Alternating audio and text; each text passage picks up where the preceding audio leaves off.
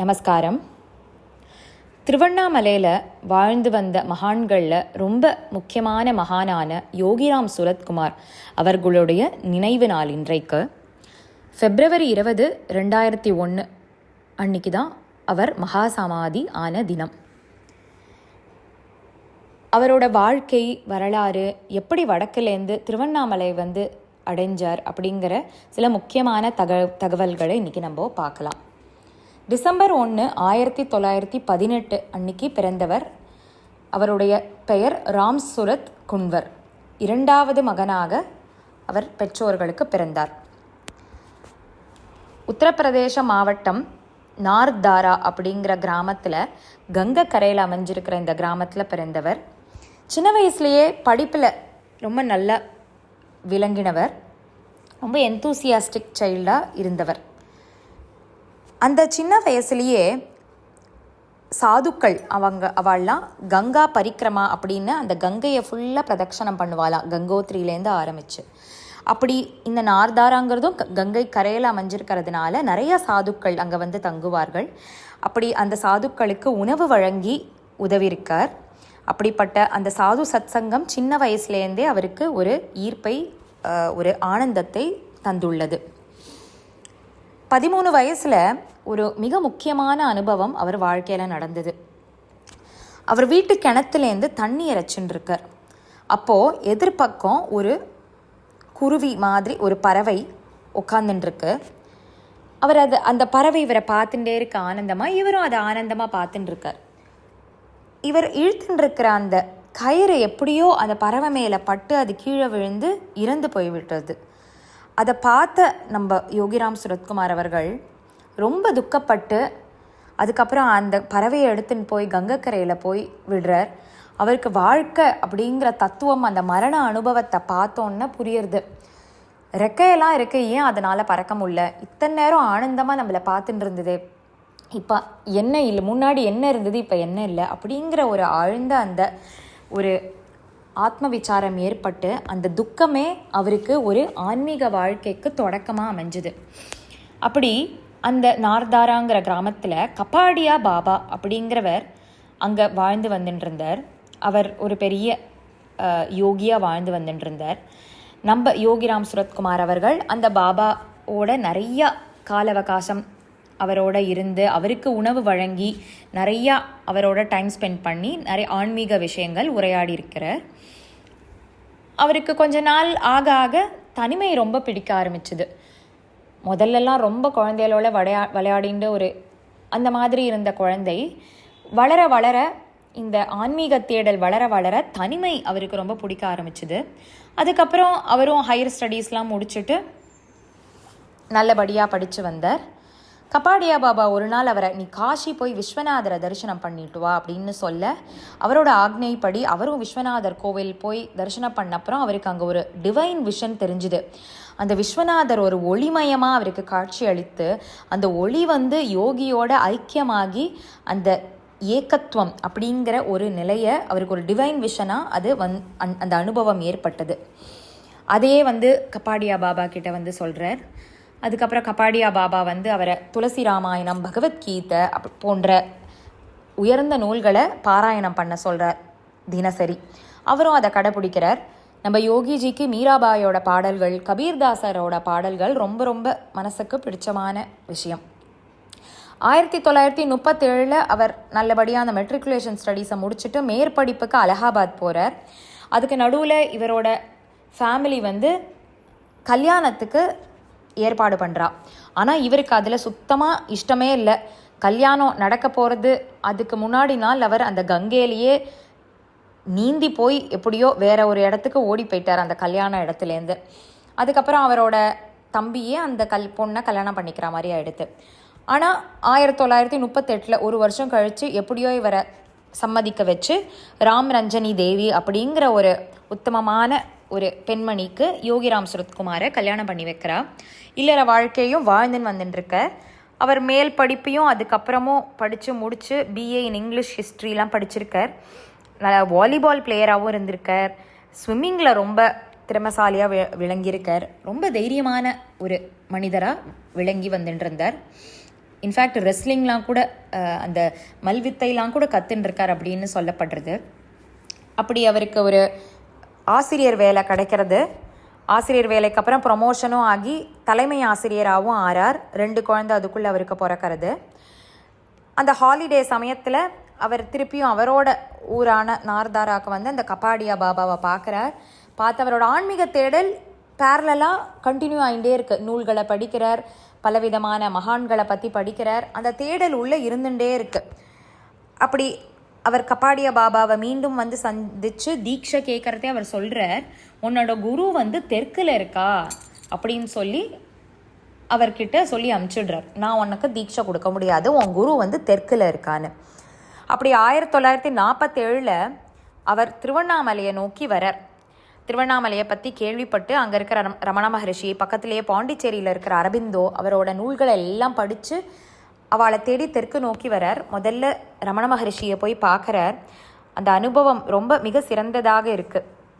அந்த நயன தீட்சைன்னு சொல்கிற மாதிரி கண்ணாலேயே அந்த மௌனத்திலேயே நிறைய விஷயங்கள் அவருக்கு புரிபடுறது. அதுக்கப்புறம் பாண்டிச்சேரி போகிறார். ஆனால் அந்த சமயம் அவரால் அரபிந்தோவை பார்க்க முடியல, ஏன்னா அவர் மௌன விரதத்தில் இருந்ததுனால. அதுக்கப்புறம் அந்த சம்மர் ஹாலிடேஸ் முடிஞ்சு அவரோட ஊருக்கே திரும்பி போயிடுறார். ஊருக்கு போனதுலேருந்து அவர் வந்து ரொம்ப சாத்வீகமான வழிமுறைகளை கடைப்பிடிக்கிறார். உணவில் கூட சாத்வீக உணவுகளான பசும்பால் மற்றும் பழங்களையே உண்ண ஆரம்பித்தார். வேறு எந்த விதமான காரமான பொருட்களோ இல்லை புளிப்பான பொருட்களோ ஏற்பதை முற்றிலும் தவிர்த்து விட்டார். 1949 மறுபடியும் 2 வருஷம் கழித்து சம்மர் ஹாலிடேஸில் தெற்கு நோக்கி வரார். இப்போ முதல்ல பாண்டிச்சேரி வந்து அரபிந்தோ ஆசிரமம் வந்து எப்படியோ அவரை பார்த்துடுறார். ரொம்ப சந்தோஷம் அடைஞ்சு அருணாச்சலத்துக்கு வரார். ரமண மகரிஷியை பார்க்குறார். அப்போ வந்து ரமணர் வந்து கடைசியாக அவருக்கு அந்த நோய்வாய்ப்பட்டு அவரை ரொம்ப தரிசனம் கொடுக்கறதில்ல பக்தாளுக்கு. ஆனாலும் பகவான் நம்ம யோகிஜி ரமண மகரிஷியை பார்த்து ரொம்ப ஆனந்தம் அடைகிறார் ரமணர். அவருக்கு அந்த கண்ணாலேயே ஒரு பெரிய உபதேசம்லாம் கொடுத்து அங்கேயே கொஞ்ச நாள் இருக்கார் நம்ம யோகிஜியும் திருவண்ணாமலையில். ரொம்ப அவரை ரமணரை பார்க்க முடியல, ஏன்னா அவருக்கும் நோய் வந்ததுனால. ஒரு நாள் திருவண்ணாமலையில் வாழ்ந்து வந்த ஒரு சாது என்ன சொல்கிறார், நீங்கள் கேரளாவில் கஞ்சன்காடுன்னு இருக்குது, அங்கே ஆனந்தாசிரமத்தில் பப்பா ராமதாஸ்னு ஒருத்தர் இருக்கார், நீங்கள் அவரை போய் பாருங்க அப்படின்னு ஒரு சாது திருவண்ணாமலையில் சொல்கிறார். அடுத்த நாளே அவர் கிளம்பி அந்த ஆனந்தாசிரமம் கேரளாவில் கஞ்சங்காடில் இருக்கிற ஆனந்தாசிரமம் போகிறார். அங்கே வந்து அவருக்கு ரொம்ப ஒரு புதிதான ஒரு அனுபவம். இத்தனை நாள் வரைக்கும் அவருக்கு சாது அப்படின்னா ஒரு விதமான ஒரு இமேஜினேஷன், ஒரு அனுபவம் இருந்தது இல்லையா, ரொம்ப சாந்தமான அந்த மாதிரி சாதுக்களை தான் பார்த்துன்னு வந்துட்டு இருந்தார். ஆனால் இங்கே வந்து ஒரு ஆனந்தத்திலேயே இருந்தார் பாப்பா ராமதாஸ். ஒரு அந்த ஸ்டேட் ஆஃப் பிளிஸ்லேயே ரொம்ப ஆனந்தமாக பாடிண்டு ஆடிண்டு, ஆசிரமத்தில் இருக்கிற பக்தாளாமும் அப்படியே இருந்துட்டு ராமநாமத்தை பாடிண்டு அப்படி ஒரு ஒரு ஆனந்த நிலையிலேயே தழைச்சிருந்தார். நம்ம யோகிஜிக்கு இது எல்லாமே ரொம்ப புதுசாக இருந்தது. இனிஷியலாக அவர் அவ்வளோ அட்ராக்ட் ஆகலை பப்பா ராமதாஸ் மேலே. அங்கே 3 நாள் இருந்துட்டு திருப்பியும் அவரோட சொந்த ஊருக்கே வந்துடுறார். 1950 அவருக்கு இந்த ரமண மகரிஷி மற்றும் அரபிந்தோவோட மகாசமாதி தகவல் கிடச்சி ரொம்ப வருத்தம் அடைகிறார். நம்ம இப்போ குருனா யார்கிட்ட போய் கேள்விகளை கேட்போம், யார்கிட்ட உபதேசத்தை கேட்க போகிறோன்னு ரொம்ப வருத்தத்தில் ஆழ்றார். அப்போ அவர் ஹிமாலயா ரீஜனுக்கு போய் அங்கே ரிஷிகேஷ் பத்ரிநாத்லாம் போய் அவரோட ஆன்மீக தேடலை கண்டினியூ பண்ணுறார். திருப்பியும் அவர் எல்லாமே அந்த சம்மர் ஹாலிடேஸில் தான் பண்ணிட்டு வர்றார். வேலையை ஃபுல்லாக எதுவுமே விடலை. லௌகிக வாழ்க்கையும் போயின்னு இருக்கு, குடும்ப வாழ்க்கையும் போயின்னு இருக்கு. ஸோ அந்த சம்மர் ஹாலிடேஸில் மட்டும் இந்த மாதிரி போயிட்டு வரார். 1951 சம்மர் ஹாலிடேஸ் வந்தோடனே அவர் நேராக ஆனந்தாசிரமம் போகிறார். அங்கே போய் 1 மாதம் தங்குறார். 1 மாதம் தங்கிட்டு திருப்பியும் வந்துடுறார் அவரோட நேட்டிவ்க்கு. அப்போ தான் அவருக்கு புரிய ஆரம்பிக்கிறது, பப்பா ராமதாஸ் வந்து நம்ம வேறு மாதிரி நினச்சின்னு இருக்கோம், பட் ஆனால் அவர் அந்த ராமநாமத்திலே மூழ்கி இருக்கிறதுனால தான் அந்த ஒரு சச்சிதானந்த அந்த ஒரு நிலையிலேயே இருக்கார், எந்த ஸ்திதியில் இருக்காருங்கிறது கொஞ்சம் கொஞ்சமாக நம்ம யோகிஜிக்கும் புரிய வருது. 1952 அவர் ஸ்கூலில் தலைமை ஆசிரியராக வேலை பார்த்துட்டு இருந்தார் இல்லையா, அந்த பள்ளியிலையும் அவர் ஒரு பெரிய ஒரு விடுமுறை கேட்டு அவரோட ஃபேமிலி எல்லாமும் அவளோட பேரண்ட்ஸ், அதாவது அவர் மனைவியை வந்து அந்த மனைவியோட பெற்றோர் வீட்டில் போய் விட்டுட்டு ஆனந்தாசிரமத்தை நோக்கி வரார், தெற்க நோக்கி.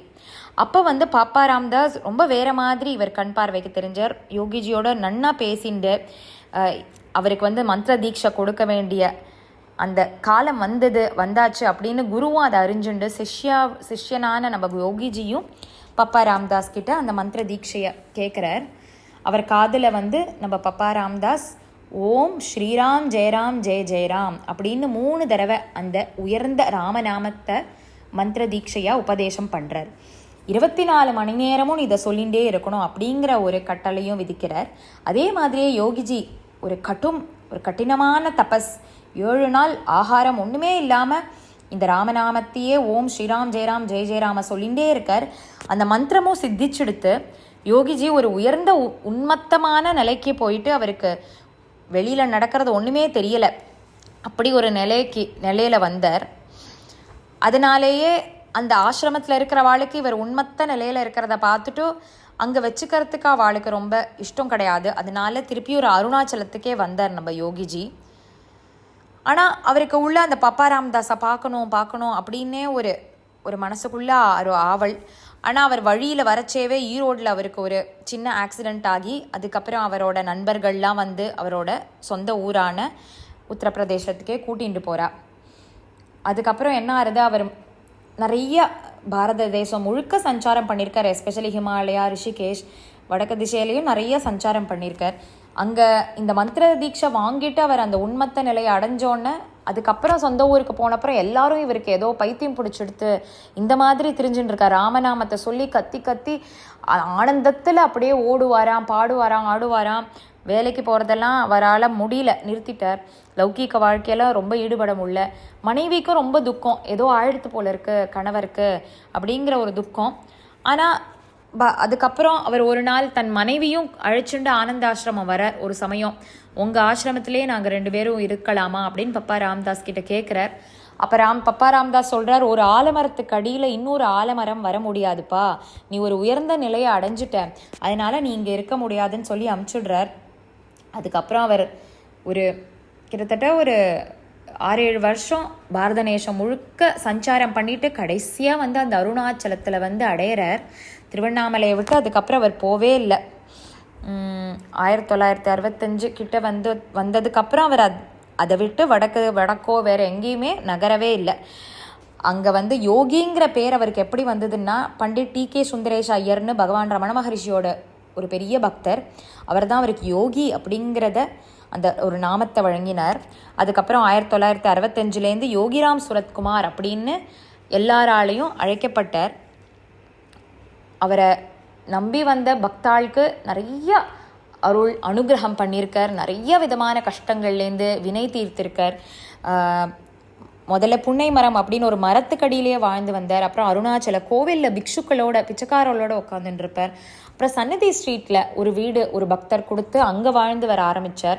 அந்த சன்னதி ஸ்ட்ரீட் கிரகத்தில் கூட அவர் உபயோகித்த எல்லா பொருட்களும், அவருக்கு வந்த லெட்டர்ஸாக இருக்கட்டும், அவர் உபயோகித்த அந்த ஷாலாக இருக்கட்டும், அந்த விசிறியாக இருக்கட்டும், எல்லா சாமானியும் ரொம்ப அழகாக பராமரித்து அதை எக்ஸிபிஷன் மாதிரி வச்சுருக்கா.